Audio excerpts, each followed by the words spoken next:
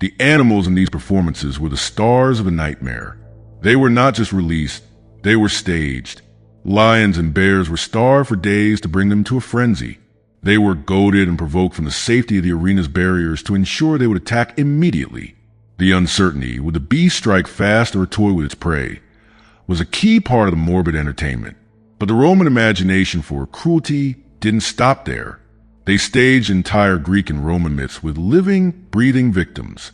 A prisoner would be cast as the hero Orpheus, the musician who could charm beasts with his lyre.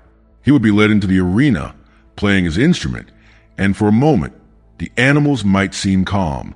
Then, on a hidden signal, the music would stop and a bear, kept ravenous for the occasion, would be released to maul the singer to death. Art was turned into a brutal parody. Beauty was transformed into butchery. Another would play the role of Icarus, the boy who flew too close to the sun. He would be hoisted high above the arena on a clumsy, theatrical contraption meant to mimic wings. He would fly for the amusement of the crowd, only for the mechanism to fail, sending him plunging to the beasts waiting below. The poet Martial, describing the games of the Colosseum's inauguration, wrote of this very spectacle, quipping that the man must have wished for real feathers. Perhaps the most grotesque of all was a reenactment of the myth of Pasiphae, the queen who fell in love with a bull. This involved a complex mechanical bull, into which a condemned woman was placed. The union was simulated, followed by her execution. It was a moment that blurred the lines between execution, humiliation, and pornography, a warning about hubris transformed into public degradation. The message was unequivocal. Rome owned its myths just as it owned its people. Heroes, villains, kings, and queens. None were safe from being rewritten as disposable props in a pageant of death. In the Colosseum, even the gods were helpless against imperial power. Some emperors, however, grew drunk on this absolute power, using the arena not just as a tool of state policy, but as an extension of their own paranoia, narcissism, and madness. For them, the line between ruler and performer vanished, with terrifying consequences.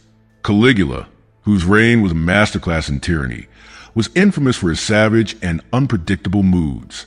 On one occasion, the story goes, during a particularly long venatio, the supply of condemned criminals ran out. The crowd was growing restless. Unwilling to let the spectacle falter, Caligula simply ordered his Praetorian Guard to seize a section of the spectators, ordinary citizens who had come to watch, and throw them into the arena to be devoured by the wild beasts. They came for bloodshed and became part of it. It was a stark lesson that no one was safe, that the divide between audience and victim was terrifyingly thin. Nero, the artist emperor, treated the arena as his personal, sadistic stage. He had a deep love for Greek tragedy and music, but his performances took a horrifying turn. Prisoners, often Christians whom we blame for the Great Fire of Rome, were not simply executed. They were forced to act out tragic plays, wearing the costumes of heroes like Hercules or Prometheus. They would perform their roles, and in the final act, the death that was merely symbolic on stage would become horrifyingly real. They were crucified, burned alive as human torches, or torn apart by dogs. Nero called this his art, a fusion of high culture and ultimate punishment. To most Romans, it was sheer madness. Then came Commodus, the ultimate showman emperor, whom we have already met in his Herculean guise. His vanity knew no bounds. He didn't just hunt crippled animals. He also fought gladiators. These matches were, of course, rigged. His opponents were given weapons made of lead or wood, while he wielded sharp steel. To lose to the emperor was treason. To win was a death sentence. The only option was a carefully choreographed surrender. He charged the imperial treasury 1,000,000 sesterces for each of his appearances, bankrupting the state to fund his narcissistic displays. The Senate, filled with terror and disgust, was forced to applaud.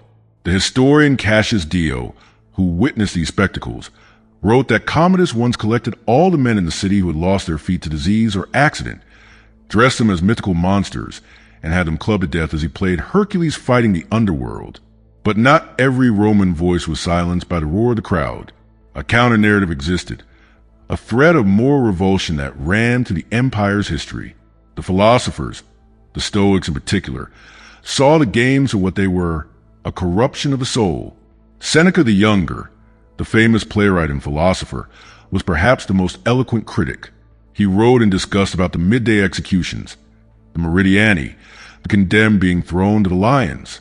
He argued that witnessing such brutality did not purge the emotions, as some claimed, but harden the heart.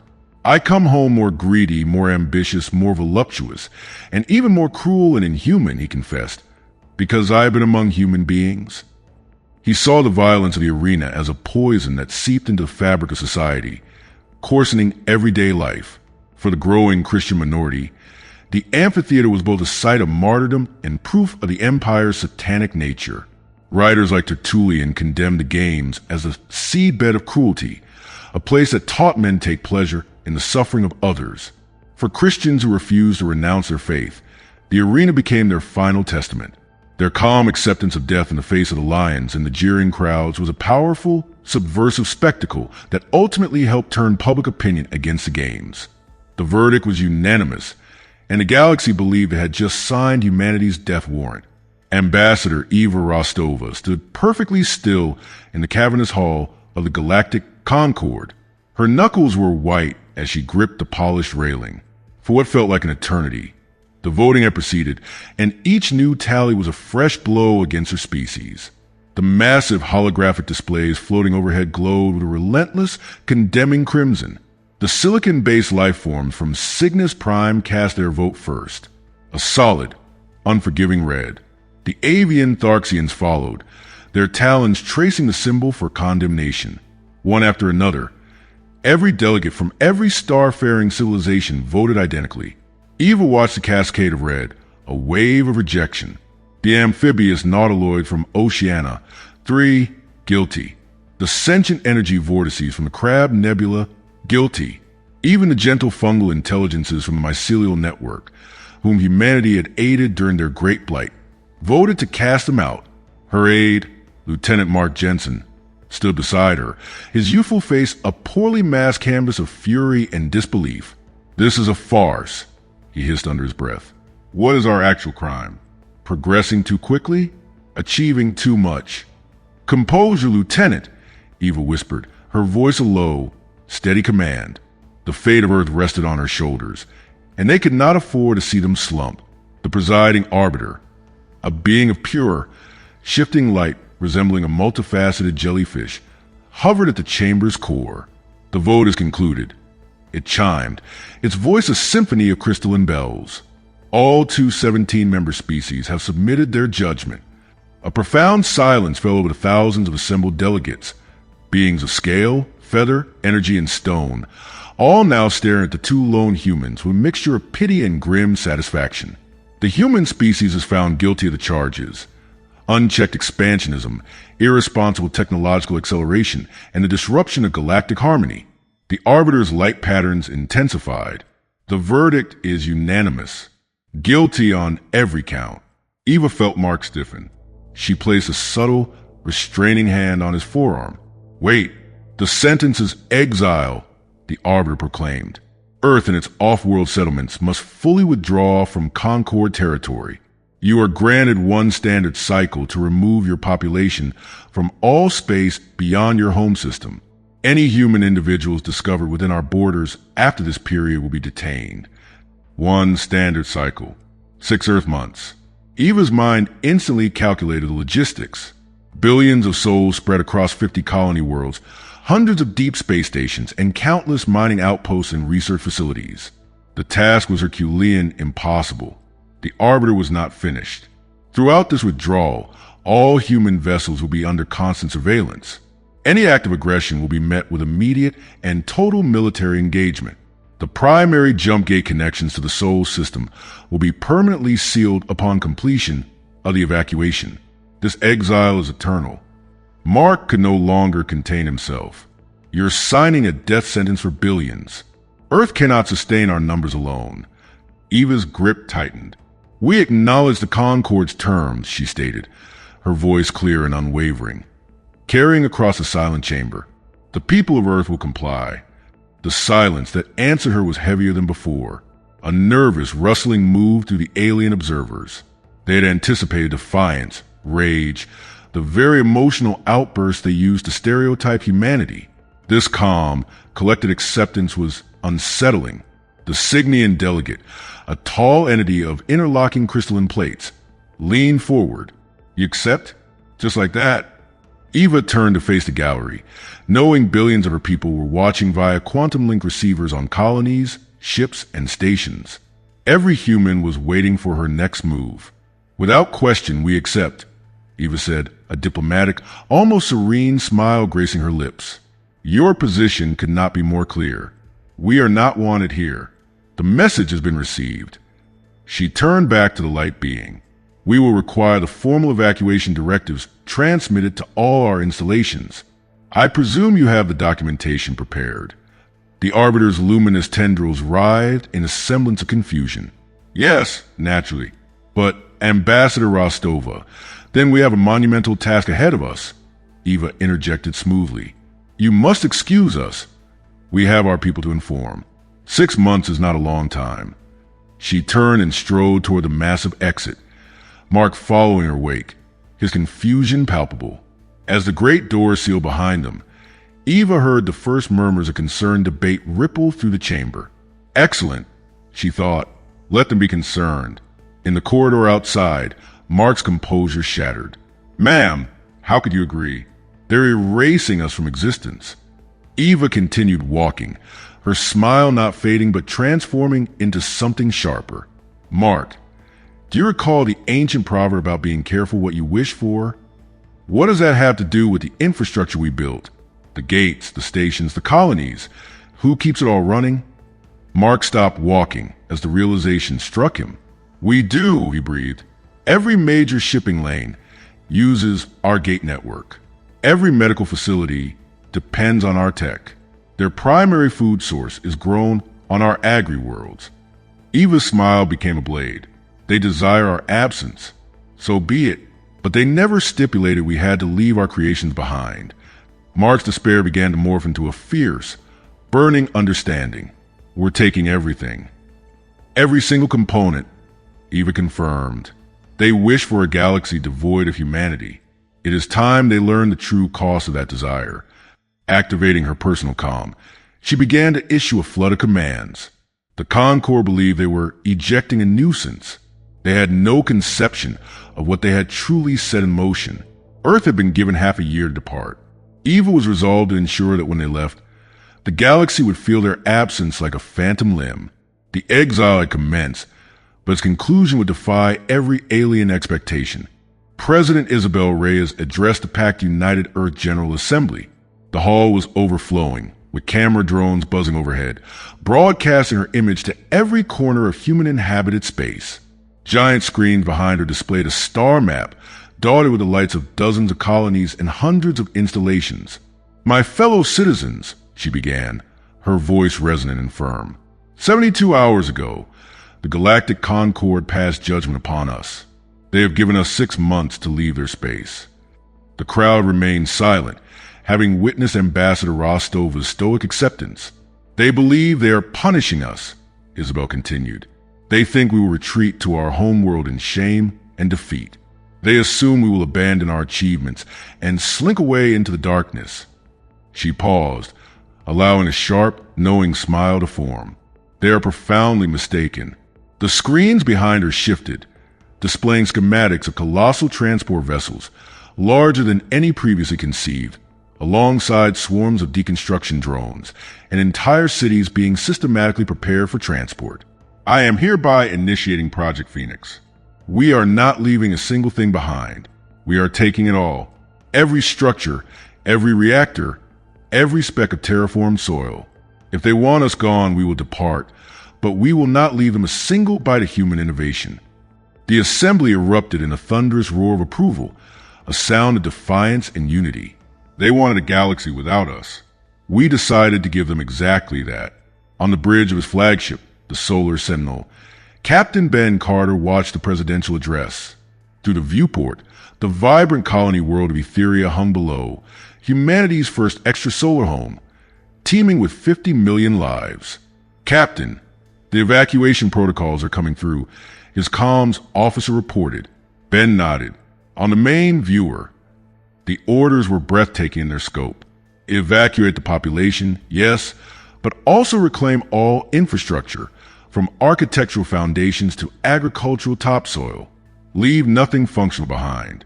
Sir, that's an impossible undertaking, his executive officer, Anya Sharma, stated, her voice hushed. How do we relocate an entire metropolis? Ben studied the accompanying technical plans.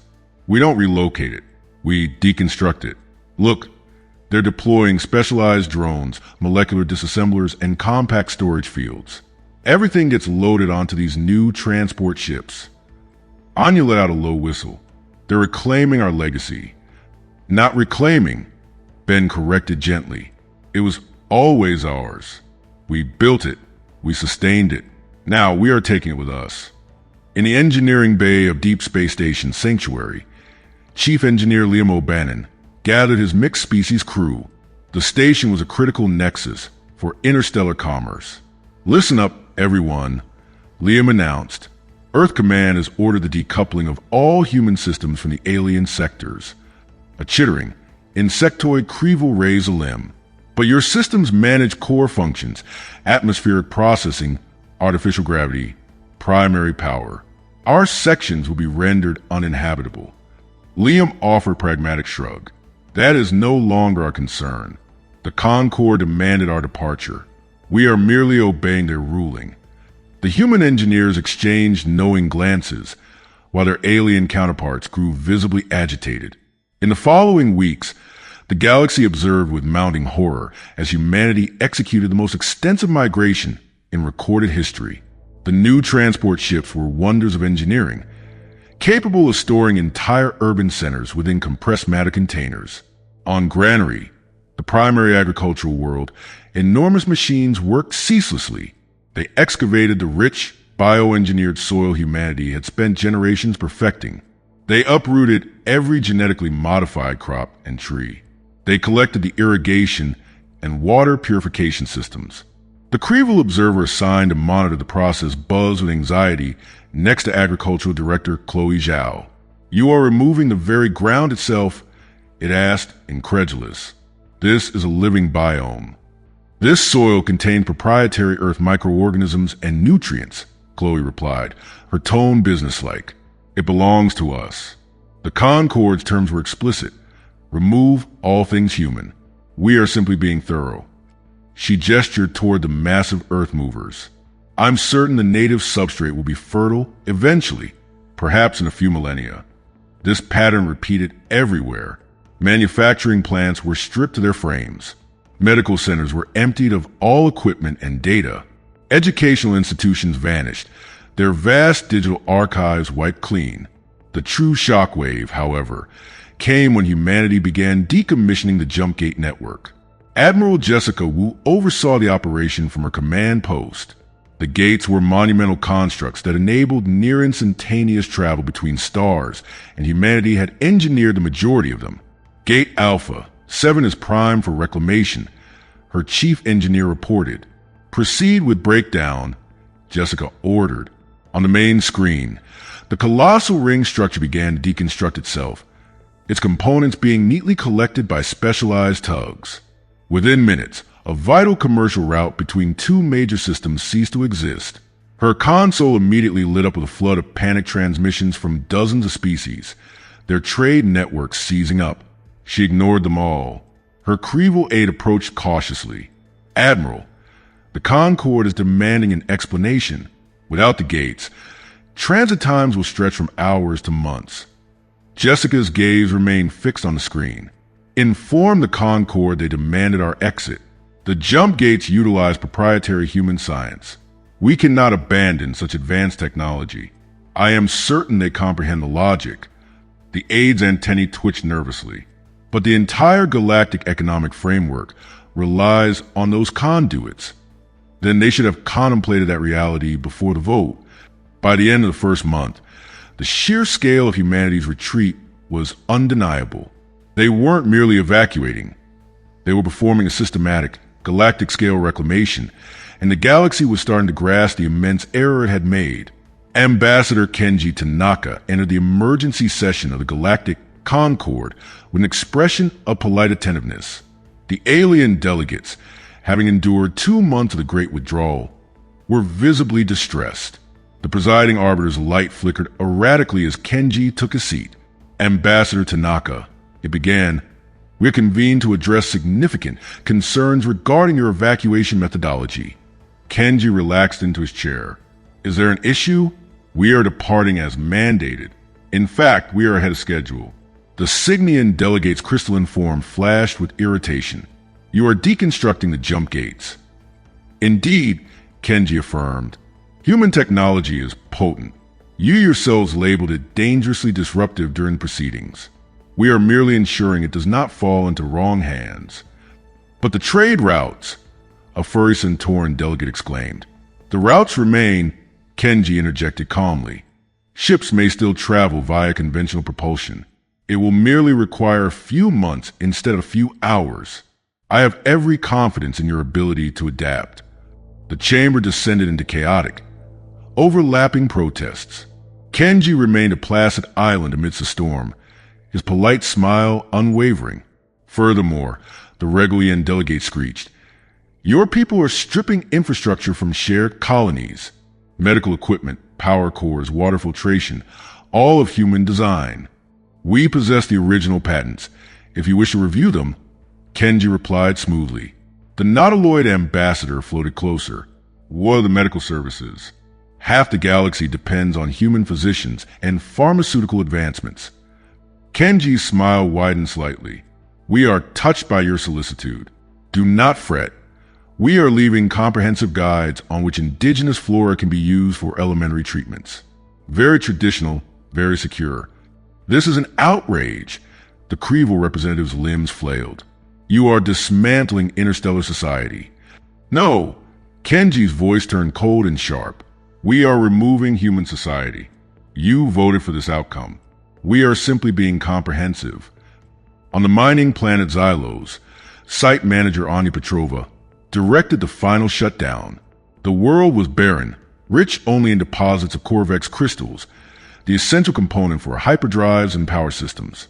She watched as massive excavators were folded into storage units using human compression science. The Center-Run overseer approached, his fur bristling with anxiety. Manager Petrova, you cannot be taking an entire extraction array. The galaxy requires these crystals. Anya consulted her data pad. My apologies, but these are all human systems. The drills, the refineries, the environmental safeguards, they're all our property. But without them, how will we mine the Corvex? The traditional way, I suppose. Manual labor, though I would not advise it. Raw Corvex is highly volatile without proper containment. She gestured to the deep mining shafts. We will also be collapsing the primary tunnels. A safety precaution. We cannot be liable for leaving hazardous cavities behind. The Centron's shoulders slumped. You are entombing the primary deposits. That is no longer our responsibility. Anya stated flatly. You have 4 months to devise an alternative. Meanwhile, at the Joint Research Outpost Nexus, Dr. Eris Thorne was facing her distraught colleagues. The head of the Verdant delegation, a plant-like being named Silas, pleaded with her. Eris, the gene therapy for the wasting sickness. You must share the data. My people are dying. Eris felt a genuine pang of sorrow. They had been friends, but her orders were absolute. I am sorry, Silas. All research developed using human methodologies must be withdrawn. Intellectual property regulations. But we collaborated. Silas's leaves curled with distress. You are correct, Eris conceded. She handed him a data slate. This contains all of your personal research notes, your observations. The remainder was processed through human AI and human-developed models. That makes it our property. She continued packing the lab. Quantum computers, DNA sequencers, even the automated beverage synthesizer were carefully crated. The galactic civilization, intricately woven together over centuries, was rapidly unraveling. Trade faltered. Medical crises escalated. Food shortages began as agri-worlds were stripped bare. In the Concord chambers, emergency meetings became a daily ritual of despair and recrimination. Perhaps we can offer them concessions, the Cygnian suggested weakly one day. Offer them what? The Nautiloid ambassador retorted. They are taking their entire industrial base with them. What could we possibly bargain with? The presiding arbiter's light dimmed. Perhaps we could express regret. Ask them to remain. A heavy silence filled the room. The unspoken truth was now apparent to all. They had committed a catastrophic blunder. The humans weren't just leaving. They were reclaiming the very pillars of galactic society. And there were still 4 months remaining. Dr. Lena Petrovich stood in the hollowed-out main lab of the Stellaris Research Station. Once a beacon of cross-species collaboration, it was now a ghost of its former self. Final data purge is complete, her colleague announced. All human origin research has been secured and erased from the network. Lena looked at the barren walls. So much knowledge, now leaving with them. Her friend, a gaseous being from a helium-rich world named Vol, shimmered with distress. Lena, the radiation shielding project, my world's orbital habitats depend on it. Lena's heart ached. The shielding utilizes human metamaterial science. Volume 1 can only give you the data from your own direct contributions. She handed him a small crystal. The rest comes with us.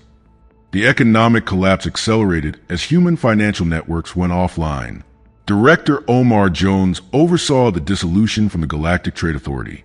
Sir, the Lyrian Confederation says their entire economic model will fail without our predictive markets, his assistant reported. Not our concern, Omar stated, inputting another command.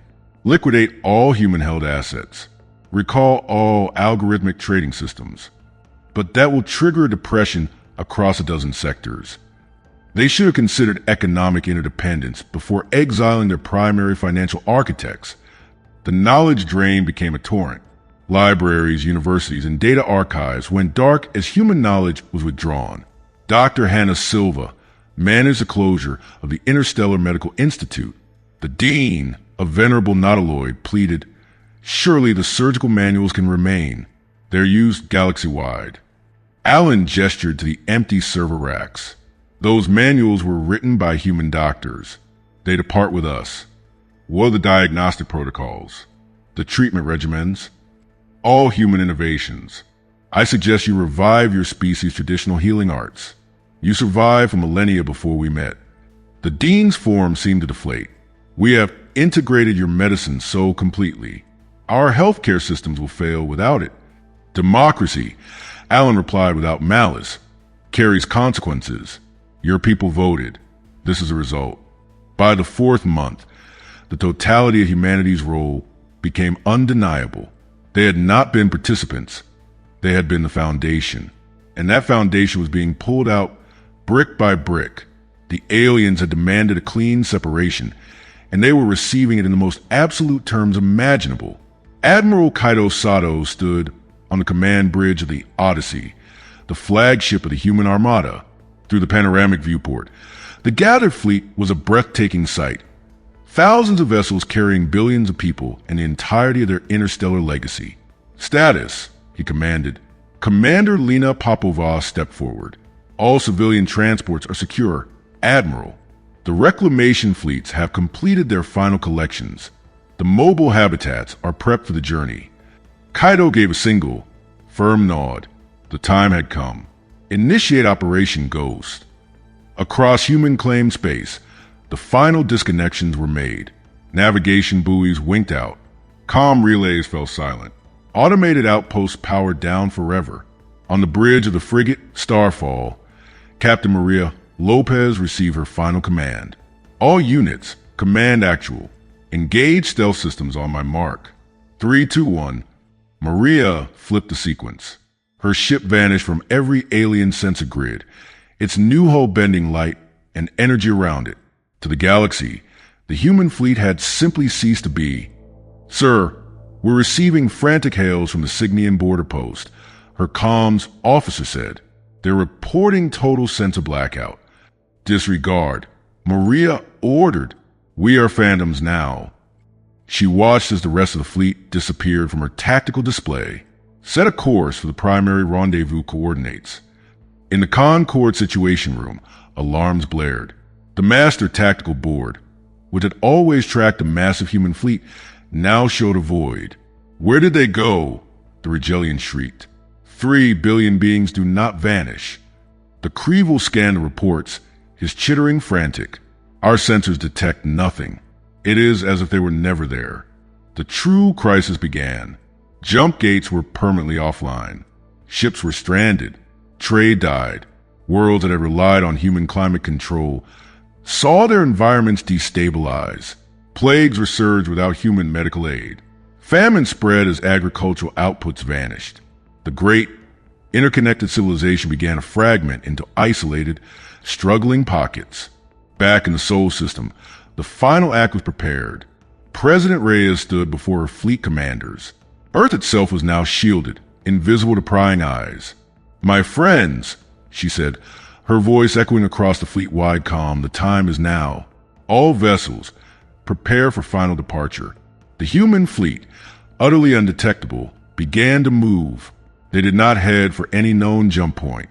They aimed for the galactic void, the immense, empty abyss between spiral arms that all other species deemed unnavigable. Dr. Ishan Varma stood in the control center of the Pathfinder. His life's work was about to be tested. "Activate the quantum slipstream projectors," he ordered. Outside, colossal engines of human design flared to life, their principles dismissed as fantasy by alien physicists. They began to warp the fabric of space-time itself, forging a stable tunnel through the nothingness. "The field is holding," his assistant cried. "Slipstream is forming." Before them, a corridor is shimmering. Distorted reality opened, a pathway through the impossible. "All vessels," Admiral Sato's voice came over the comm, "enter the stream. Maintain formation. Follow the guide beacons." One by one, the 10,000 ships of humanity slipped into the quantum tunnel, leaving their old galaxy behind without a trace. Behind them, they left a civilization in its death throes, finally understanding the true cost of its fear and arrogance. The Concord sent endless, desperate pleas into the silent cosmos, begging for humanity's return. But there was only silence. They had gotten their wish. Humanity was gone. 3 weeks later, the human fleet emerged from the slipstream. The sight that greeted them was more magnificent than any could have dreamed. A binary star system, locked in a graceful dance with a brilliant white dwarf, casting ethereal light across a dozen pristine, habitable worlds. "Scans confirm," a survey officer reported, her voice trembling with awe. 12 terrestrial planets within the green zone. No signs of prior settlement. The system is ours.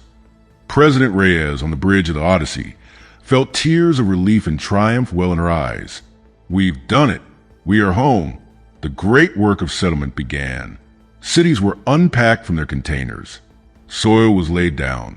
Power grids hummed to life under the light of new suns. Soon after, their sensors detected signals, not from their old tormentors, but from within this new galaxy, a species of graceful, avian-like beings, and another of curious, aquatic intelligences. They were cautious, but open. President Reyes opened a channel. "Greetings," she said, a genuine smile on her face. "We are humanity. We have journeyed far to find a new home, and we seek neighbors, not subjects. We would be honored to share knowledge and build a future together as equals." In casting us out, they gave us the universe. In their new home, under the gentle light of twin suns, humanity thrived. They'd built a new society, one founded on the hard-learned lessons of the past. They shared their knowledge freely with their new neighbors, but always as partners, with mutual respect as a non-negotiable foundation. A decade later, a child born after the Exodus, playing with her avian friend, asked her mother, "Why did the old aliens not like us?" Her mother looked up at the beautiful alien sky. "They were afraid of what they did not understand, my love, but their fear became our freedom." The galaxy that had exiled them continued to decay, a cautionary tale whispered among the stars. They had voted to cage humanity, only to discover that some spirits cannot be contained. In the end, the exile was not an end for humanity, but a glorious beginning. If the story of defiance and a new beginning resonated with you, Please show your support by liking this video and subscribing to Winds of Thought for more tales of humanity's indomitable spirit.